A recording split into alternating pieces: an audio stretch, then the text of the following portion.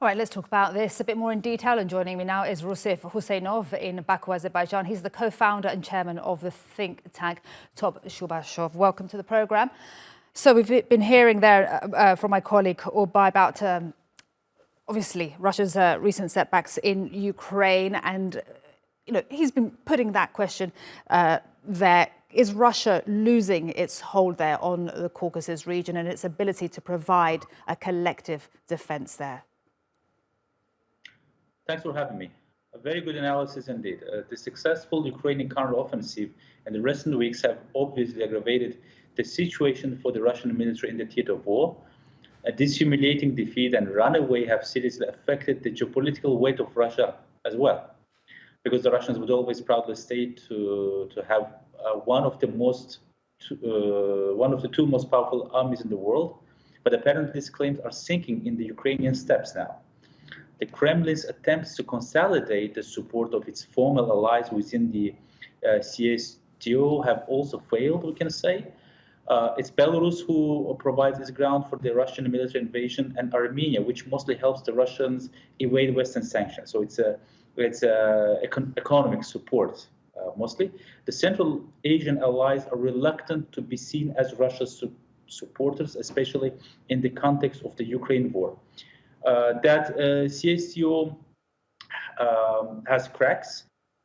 It has been obvious for a long time, but it's becoming more and more dysfunctional, which can be seen in the September clashes between Armenia and Azerbaijan, as well as Tajikistan and Kyrgyzstan, two CSTO allies. Exactly, those are two of my next points. So if the organization was stronger, maybe if Russia wasn't spread too thinly with its activities, let's use that word, in Ukraine, could the fighting between Armenia and Azerbaijan have been prevented?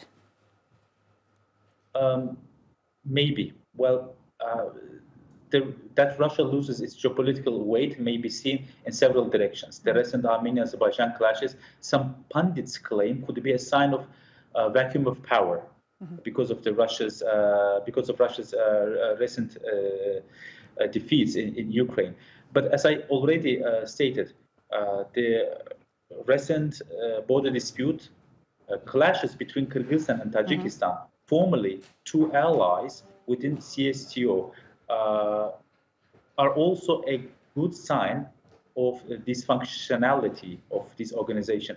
Plus, Turkey is also very active in that part of the world, and it cultivates a very close military cooperation with Kazakhstan and Kyrgyzstan, who have already bought or are trying to buy Turkish-made state-of-the-art weaponry, which is also clearly indicating that Russia is losing its military weight in Central Asia.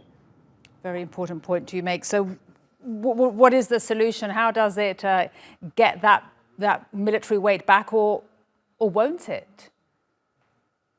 Well, the Kremlin obviously would be happy to consolidate this organization as a functioning body, but what we see now, it's really dysfunctional. It remains on paper. The only time the CSTO operated normally was January of this year, when it deployed some multinational troops in order to solve the internal problems in Kazakhstan. Your colleague has already mentioned it.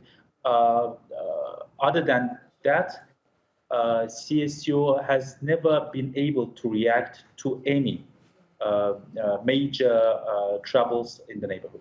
All right. Rusif, thank you very much indeed. Rusif Huseynov speaking to us there from Baku. Appreciate it so much.